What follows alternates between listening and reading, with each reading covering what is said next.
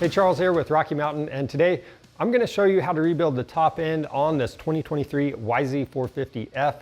Now this process will apply to any of the Yamahas with the reverse cylinder head.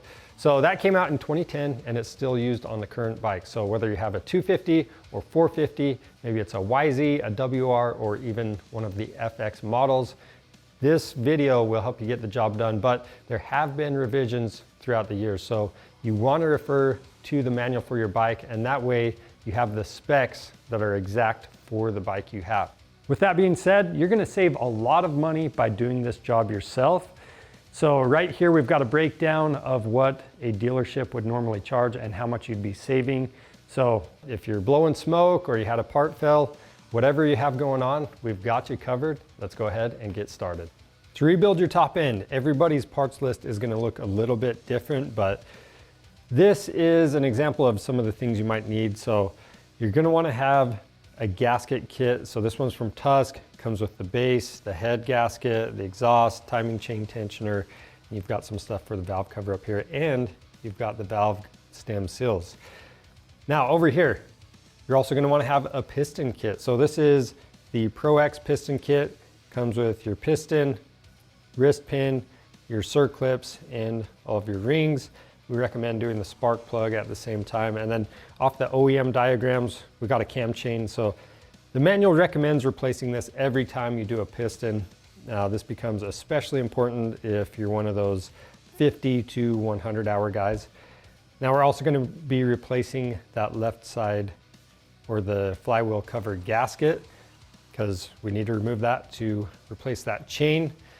Up here we've got grease, a little gloss coat, assembly lube, soapy water to make sure we have things cleaned off before we take them apart, contact cleaner. I'm also going to be using a shim kit if I find that I need to adjust the valves. You also want fresh oil with your new piston. So we've got the Tusk 4-stroke oil change kit. Comes with your choice of oil, the oil filter, funnel, and the necessary crush washers. You want to have 2 quarts or 2 liters of coolant. We're going with the Yamacool today. And then you also want to have a fresh air filter for your piston, and make sure that you're not sucking dirt through and that you've got a good oiled filter when you go back together. So we're also using that foam filter oil, and the filter comes with some gloves, so it's kind of nice. Now, if you need any of these parts or chemicals, you can find them on our website by clicking the link in the description below. At the bare minimum, you're going to need some basic tools. So sockets, Allens, combo wrenches, screwdrivers, we've got a pry bar, dead blow hammer, pliers, things like that. Now we're also going to be using safety glasses and some thread locker. Now things that are a little more specific are your torque wrenches. We've got the 3/8 and 1/4 inch drive sizes. I'm going to use a gasket scraper and a soft bristle brush to clean things off. And then over here, these are more specialty type tools. So a ring compressor is going to save you some time and headache. It is optional. We're going to show you how to do the job without this, but we do have a separate video that covers this tool more in detail if you're going to be using that. Now, right here, we're going to be replacing our cam chain. So we need a flywheel holding tool and a flywheel puller. And then as you put your cylinder head bolts in place, the final torque is done in degrees. So we have a degree wheel and a paint pen.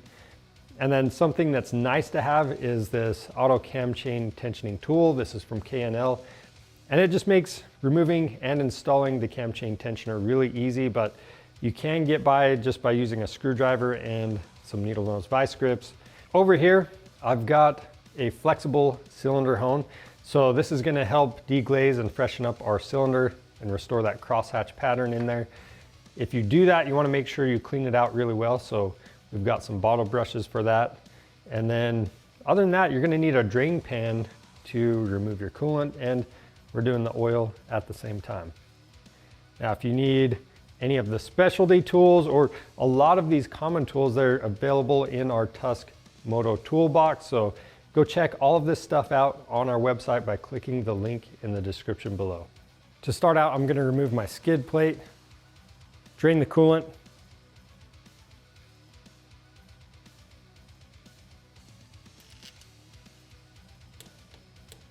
And I'm gonna do an oil change, but I'm not going to refill the oil at this time. If you need to know how to do that, we've got a separate how-to video. And we are using a separate drain pan for the oil.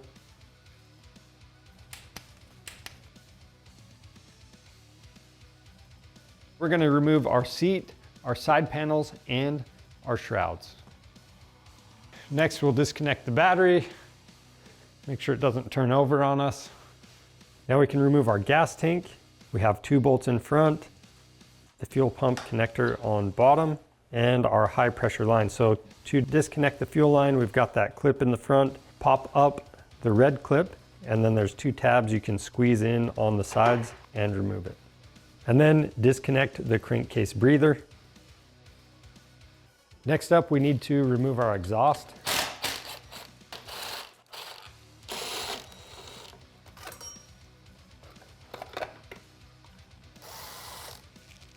Remove the hanger bolt.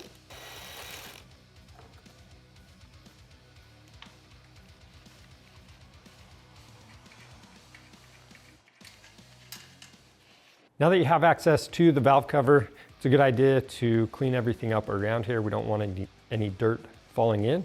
And then we're gonna remove the air box and we're gonna pull back on the throttle body and separate that from the cylinder head.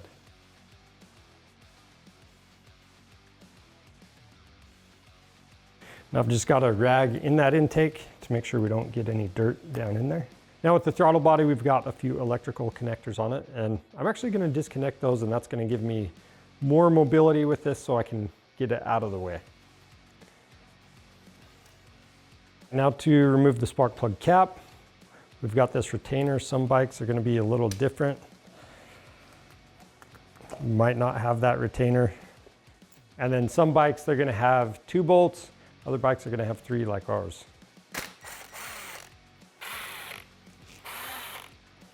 And then before you remove the cover, I'm going to use some compressed air to clean out by the spark plug, and I'm using a 14mm thin wall socket to remove it. Pull the valve cover. The next step is to put this engine on top dead center on the compression stroke. So what you're going to have to do is rotate the engine over, and one thing you can do is watch the intake cam open and then close. And we're rotating counterclockwise. And once that intake valve starts to close, you're going to take a look at your timing marks on both the cam sprockets, and you've got a timing mark on your flywheel. You'll look in that inspection hole. Make sure all 3 marks are lined up just like this image. The outer dots on the cam sprockets will line up with the cam cap sealing surface, and the mark on the flywheel will line up with the notch in the cover. So these are looking good. Now to release the tension on the cam chain, I'm going to loosen this bolt on the back of the tensioner. And then we're going to evenly remove both of these bolts and remove the assembly. Just pay attention, we got that copper washer on the inside, and I'm pulling the gasket off as well. Now before you take everything apart, I do want to point out you want to check your valve clearance, and that way as you go back together, if you need different shims and you didn't take your head apart, you can put those in. If you need to know how to do that, we've got a separate video. From here, all we're going to do is take a little bit of safety wire. We're going around the cam chain, and we're just going to use that to fish the cam chain out later. And then we can go ahead and loosen up the cam cap bolts in a crisscross pattern. Now with these cam cap bolts, depending on what your bike you have, they might look a little bit different. So these ones are going front to back. There's some that it'll be a separate cap for the intake and a separate cap for the exhaust. So just be aware of that, and in either case, you're loosening in a crisscross pattern. Pull those caps off. Pay attention when you do this. Some bikes will have C-clips that need to be removed, and also locate your dowel pins. We're also going to be using a piece of safety wire around the cam chain to make retrieval easier. Then you can pull the cams out one at a time. Next, I'm going to cover up the hole by the cam chain, and then I've got a magnet with a bag on it, and I'm going to remove both the buckets and shims at the same time. And I'm going to do one at a time, and I'm going to lay these out in order so I don't get them mixed up. I'm just going to remove this rag. We've got a couple of electrical connectors we're going to disconnect on that right side, plus a cooling hose. I also have a wire guide on the cylinder head. I'm going to open that up and remove the wire. Now to remove the cylinder head, before we remove the 4 main bolts, keep in mind that you have 2 small Allen head bolts on the inside of that cam chain hole, and then you've got 1 Allen head bolt on that left side of the cylinder.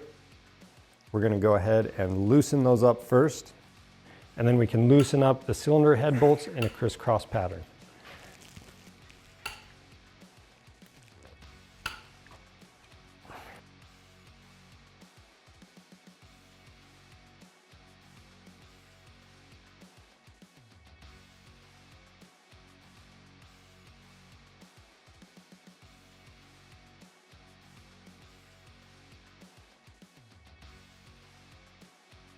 With those bolts removed, we can go ahead and break the cylinder head free and pull it off.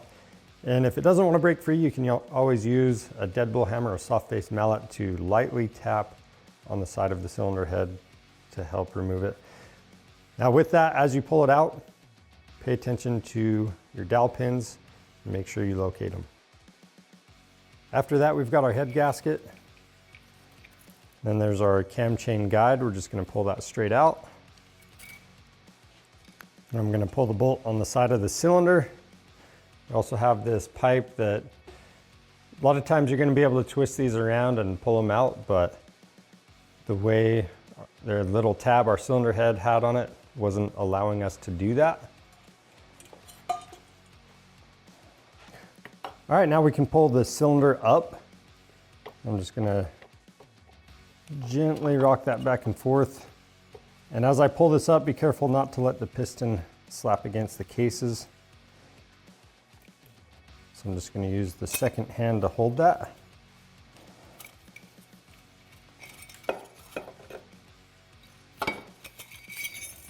And then we got lucky, the base gasket came off with the cylinder. You just want to pay attention to any dowel pins, just like the cylinder head. Then we got just a little bit of coolant that came out of that cylinder head. Going to wipe that off, and then going to use a couple of rags to put around that connecting rod, and that's going to keep our piston from flopping around. Just make sure you're not pushing any dirt or gasket material down into the bottom end when you do this. That's the other reason I wiped it off. Next, we're going to use our needle nose pliers to remove this circlip. Now these can fly out, so if it does, make sure you locate it. You don't want to end up with it in your bottom end and not realize it. So we got that out right there. I'm going to push on this wrist pin. If it doesn't push through by hand, you can use a piston pin puller.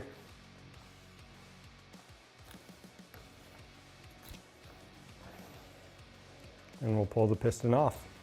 The next thing I want to do is inspect the connecting rod. So just going to put a rag behind here. I'm going to spray this oil out. And then to inspect this, we're going to look inside that bearing surface. We're going to be looking for any pitting or scoring marks or any signs of damage. You can see this one's actually looking pretty good. The other check we can make is we're going to take that old wrist pin or piston pin, and you can try and rock it back and forth and see if you have any up and down play. Now, it's not a press fit, so there's going to be just a little bit of rock, but if it's very noticeable, again, that's going to indicate some damage. The next inspection we're going to do is check for any up and down play on that big end. So I'm going to pull straight up and down. I don't feel any movement at all, so we know we're good.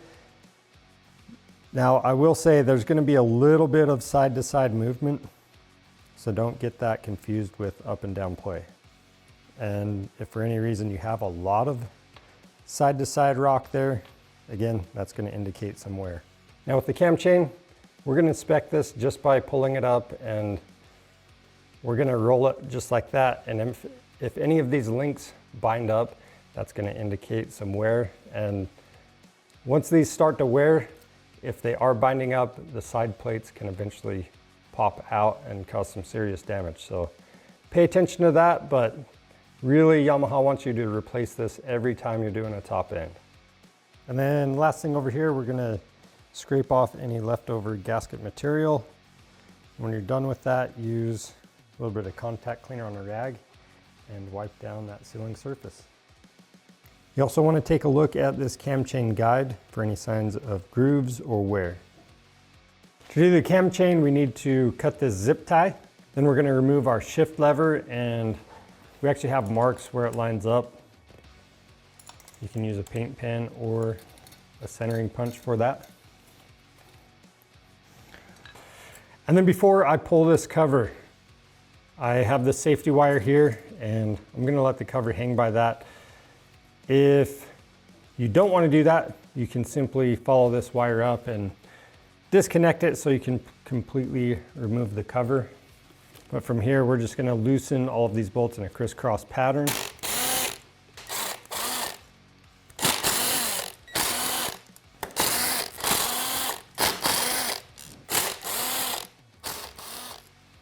And then with all the bolts out, we've got a pry tab at the bottom and the top to help get this off. So with that loosened up, this is gonna be magnetized, so you're gonna have to pull this straight out, and then we'll pull it to the side.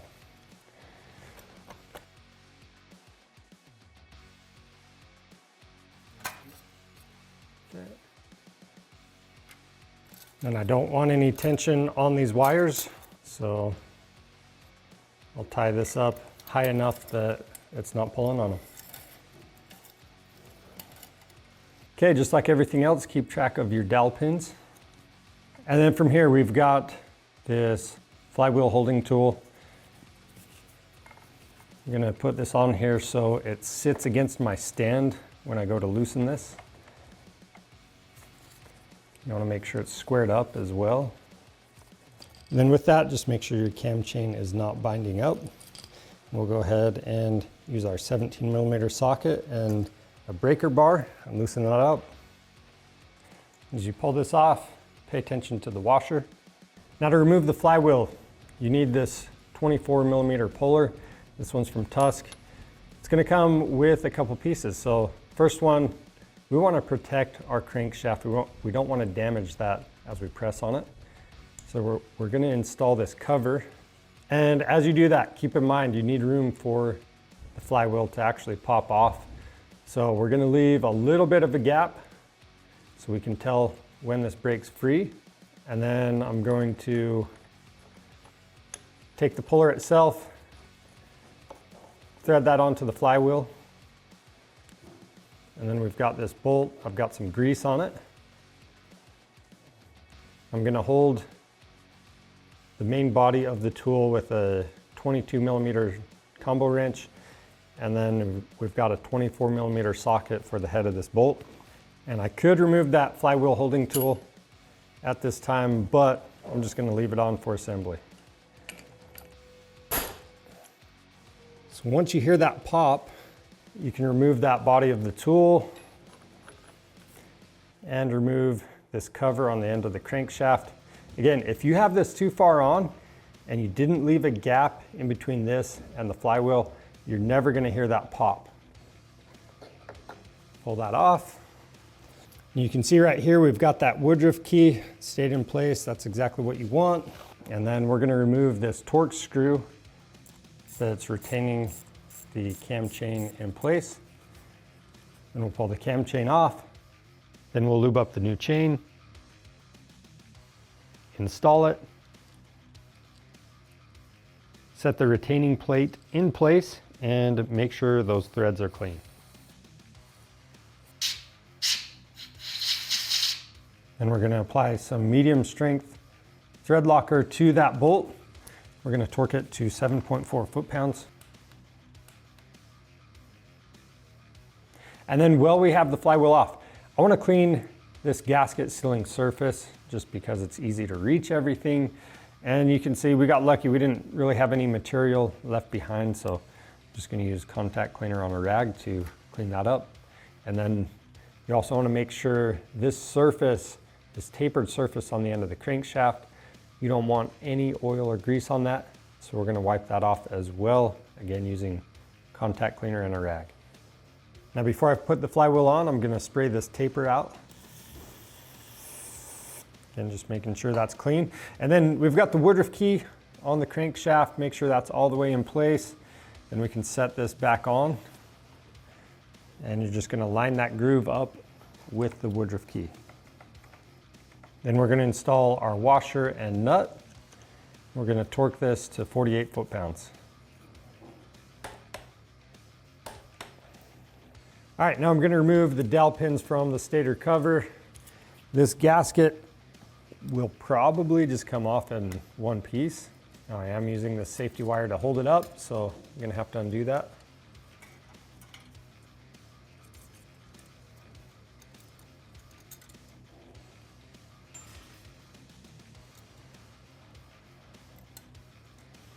Now again, this surface is pretty clean, so I'm just gonna wipe it down with a rag and contact cleaner.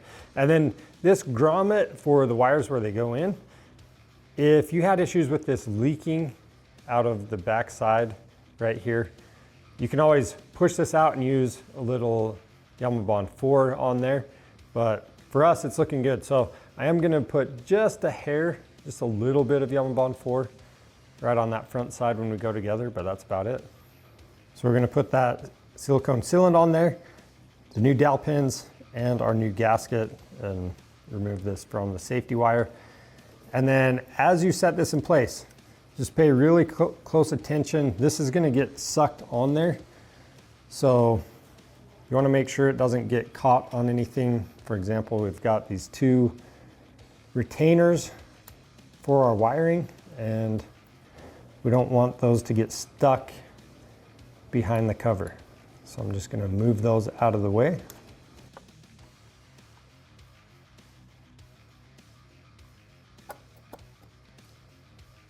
First, we're gonna install this oil drain bolt. We've got a new crush washer on here. Now the rest of these bolts are the same size. We've got our two wire retainers in place. So we're gonna put all of the bolts in, and we're gonna tighten them down to 7.4 foot-pounds, and we'll do that in a crisscross pattern. Gonna put the zip tie back on.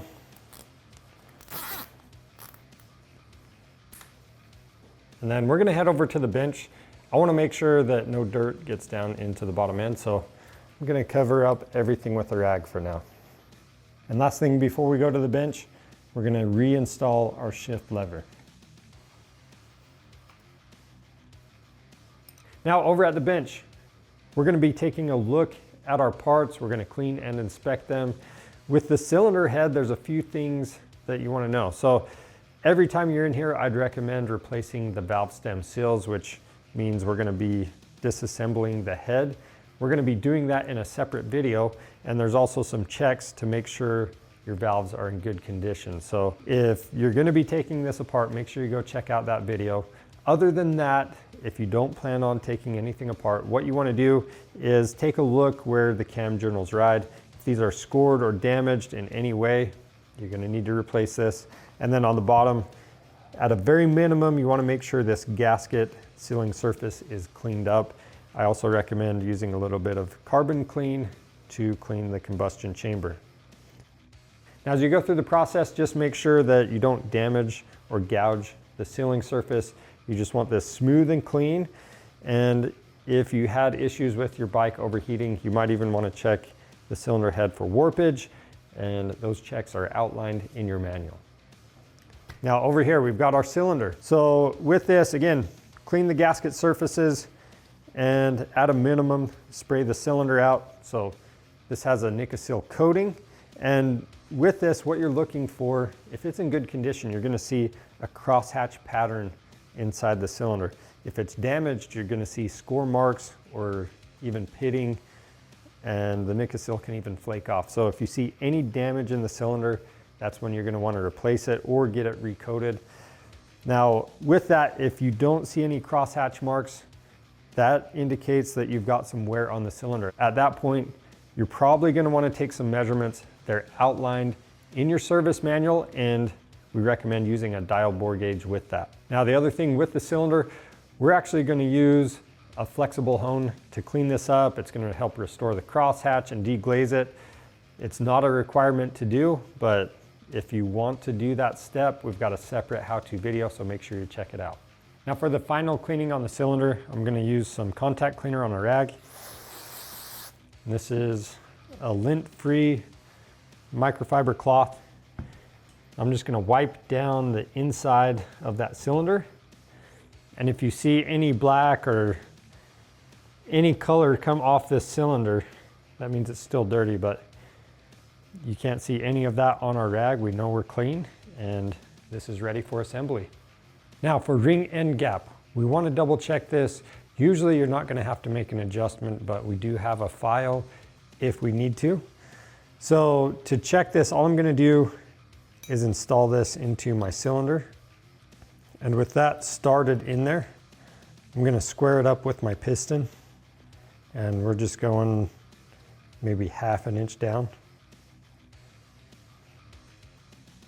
Now for this ring end gap, our manual's not giving us a measurement, but the instructions do want us to check this, and they recommend having 0.4% of the total piston diameter as your ring end gap. So for this bike, you'd be 14 to 15 thousandths of an inch. And then that second ring, you always want that gap to be slightly larger. And again, if you do have to adjust it, you can use a file, and you're just gonna press evenly on both sides of that and run the ring down. The next thing we need to do is prep our piston. So I'm gonna take this new wrist pin, I'm gonna slide it into the wrist pin bore. And this is just gonna help me install one of these circlips. So you need to decide which side you want to do first. For me, it's going to be the right side of the bike is already in, and then we'll install the left circlip once we're at the bike. So the arrow on these pistons, that's going to face the exhaust, and in this case, it's going to be going towards the back of the bike. So now that I know where I want to install that circlip, I want to make sure the gap is either at the top or the bottom of the piston. So in this case, we're going to have it at the bottom because we have that little access cutout. That's going to allow us to remove the circlip the next time we do a rebuild. So with this, I'm going to start with one end of the circlip in its groove.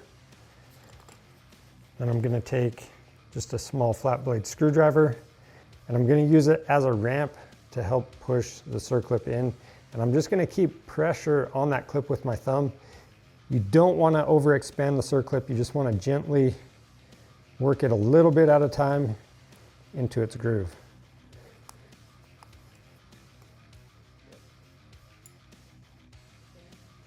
Next, we're ready to install the rings onto our piston. So I'm going to start with the expander ring.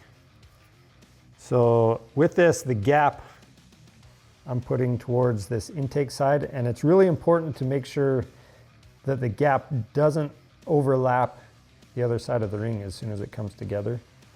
So both ends should be butted up together like that. And then we're going to install the oil control rings. So it doesn't matter which side is up or down on these. And then we're just going to put one gap on this side of the piston, one gap over here. So we're kind of making a Y with the 3 gaps on the oil control ring. And then to install this, you're just winding the ring on down into place.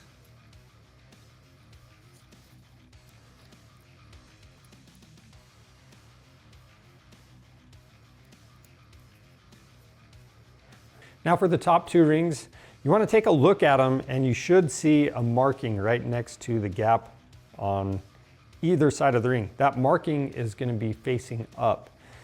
So with that being said, the compression ring is different than the oil scraper. So compression goes on top, oil scraper second.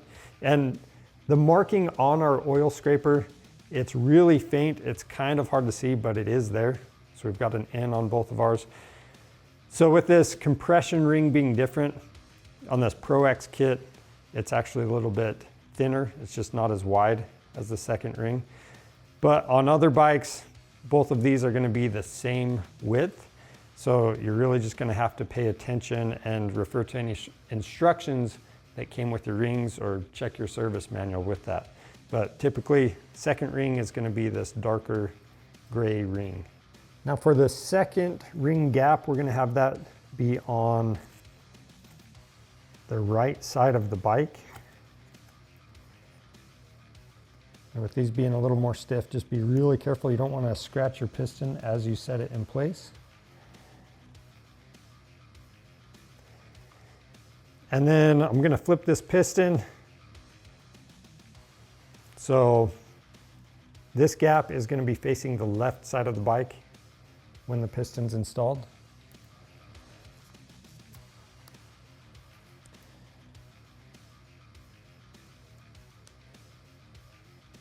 And then from here, we need to lube up our piston. We're going to lube up the cylinder and our wrist pin.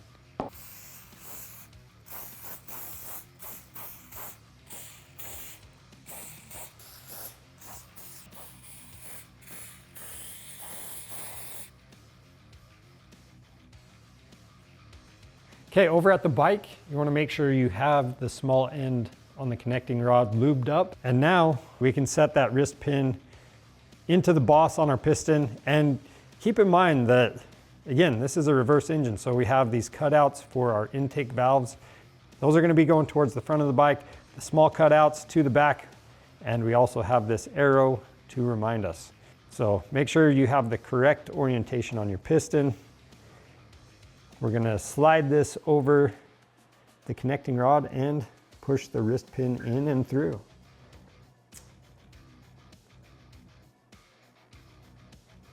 Just like that. Now it's time to install this other circlip. We're going to have this gap facing straight down, and you want to make sure that the circlip, it goes past that little cutout in the piston just a little bit, just like the other side. Next, I'm going to set both dowel pins in place. Just verify that your gasket sealing surface is clean and free of oil. And we can take our gasket. We're going to set this down into place. It's only going to fit one way.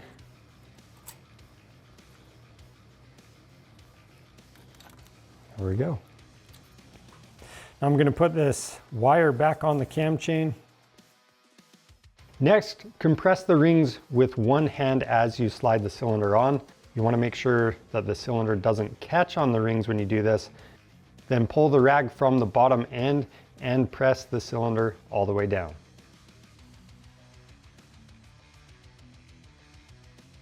Next, I've got this bolt in the side of the cylinder, and I'm actually going to wait to torque it until we have the cylinder head on, but I want to make sure the threads are started, and I'm going to leave it loose enough that I don't forget about it. Now I've got a little contact cleaner and a rag. I'm going to wipe off my sealing surface on the cylinder. If there's any extra oil or assembly lube that got pushed up from your piston, you can wipe that off. Next, we need to set the cam chain guide in place. Keep in mind there's a little notch the bottom is going to sit into, and then the top is going to sit down into the cylinder. And I'm going to use my flashlight to help me out. After that, you want to install your two dowel pins and then your cylinder head gasket. And this gasket does have the lettering. You're going to want to be able to read it, and that's going to be towards the back of the bike. But really, this thing's only going to go on one way. Then install the cylinder head.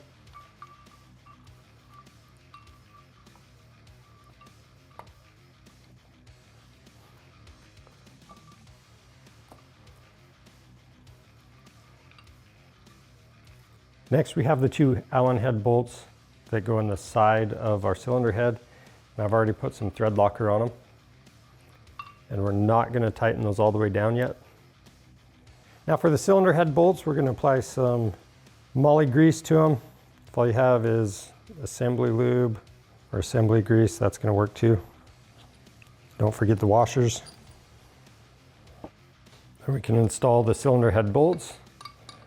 And the first torque on these is going to be 27 foot-pounds, and there is a sequence that we want to follow.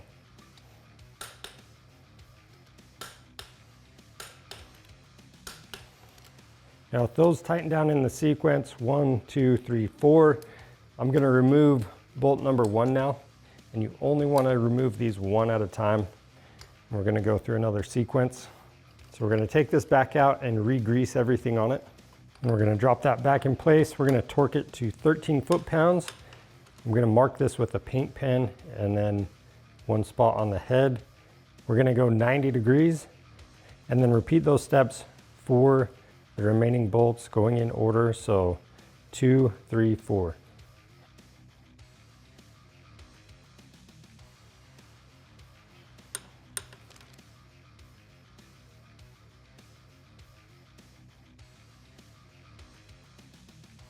Then from here, we want to take each bolt an extra 60 degrees. So I'm going to use a degree wheel, and we're going to do the same sequence, 1, 2, 3, 4. So with this, I'm just using a deep socket, and that way I have room to adjust that stopper where I need it.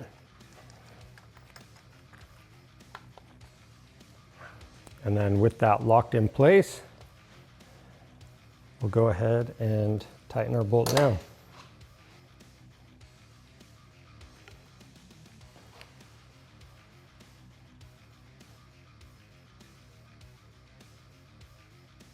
All right, so this gauge didn't spin exactly how it was supposed to. That's the trouble with these, and that's why we have those paint marks. So if you're not 100% sure if that dial's moving like it should, refer to the paint marks, and you know, if we have this 0 start where we were at with 90 degrees, that's an easy way to tell if you're at 60 now. So this one's looking good, and then we'll do the remaining bolts in the same order. So 2, 3, and 4. And then we'll tighten the bolt on the side of the cylinder to 7.4 foot-pounds. And then we have 2 on the side of the cylinder head. Those are going to be torqued to 8.9 foot-pounds. So we're pretty well lubed up, I believe. And now we're ready for the buckets.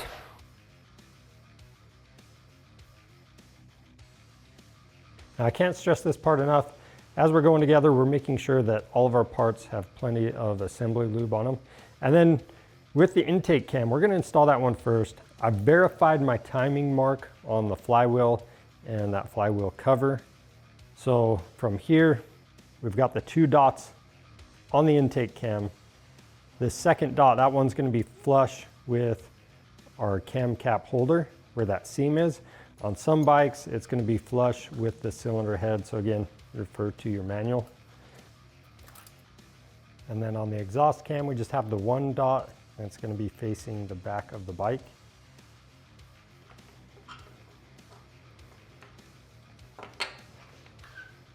Next, we can install the cam caps. I've got the dowel pins in place.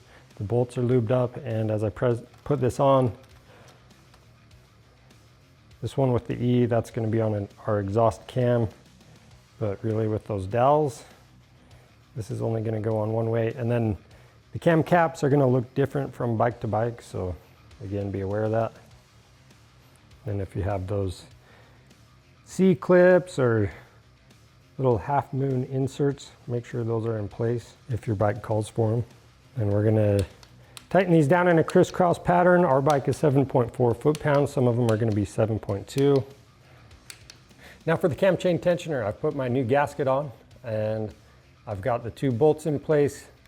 So on the back, you'll see a marking that says up. So obviously make sure that's facing up. And then this inner bolt is gonna have the copper washer on it. I've already lubed this adjuster up. So from here, we need to wind that all the way into the retracted position. So you can use a flat blade screwdriver and hold that while you install those 2 bolts. You might need a friend to help you with that, since you're gonna need 3 hands, or like us, you can use this special tool and just wind that in.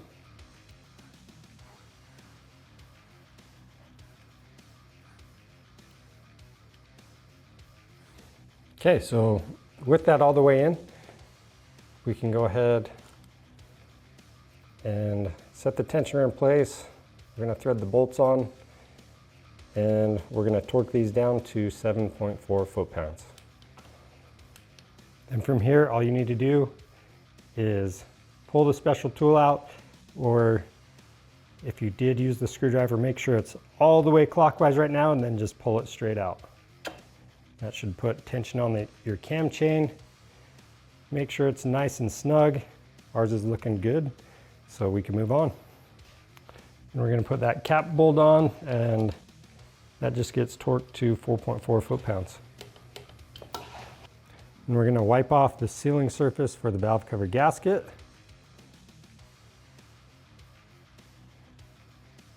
And we have the gasket for that spark plug hole. And then for the valve cover, our gasket's in good condition, so we're going to reuse it, but if it's been a while since it's been changed out, definitely replace it. Then we can go ahead and install our valve cover. Again, ours has 3 bolts. Some bikes are only going to have 2 up here.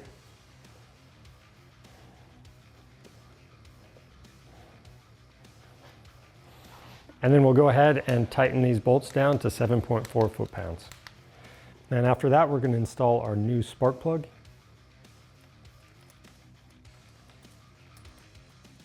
And we're just torquing that to 9.6 foot-pounds. Then I'm going to rock the front side of our exhaust pipe in place. After that, we have a cooling elbow. I'm going to put a little bit of grease on that O-ring.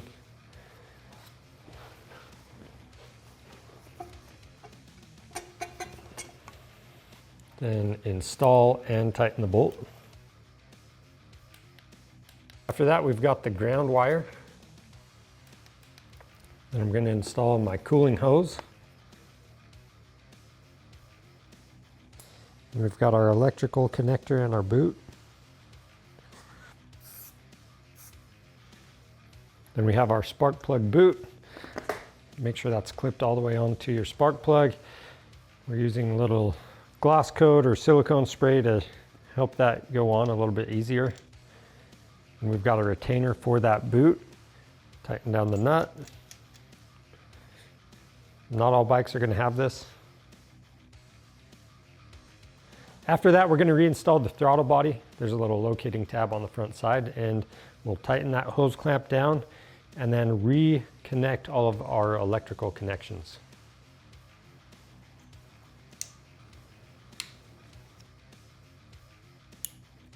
After that, we've got our airbox assembly.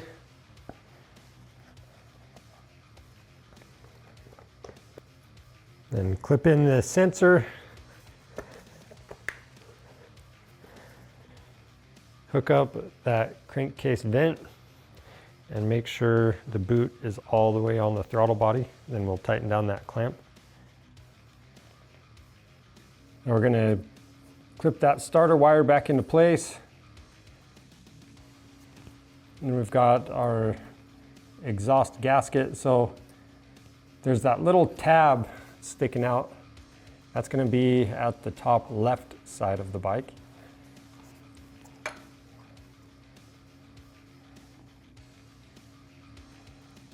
Then we're going to loosely install the exhaust and all the hardware, and we'll tighten it down starting from the front and work our way to the back.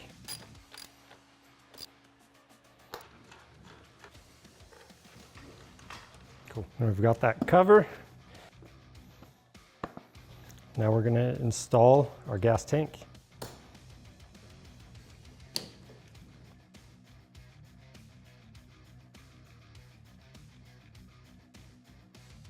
Next, we'll install the mounting hardware and strap for the tank along with that vent tube, and we'll make our electrical connection underneath. Now, before we go any further, we want to make sure we don't forget to refill the engine with oil. So I'm pouring in 960 milliliters, and I'm doing that before I reconnect my battery. After that, I'm going to reconnect my battery. Next, we're going to top off our coolant, install the radiator cap, and then we can reinstall our plastics.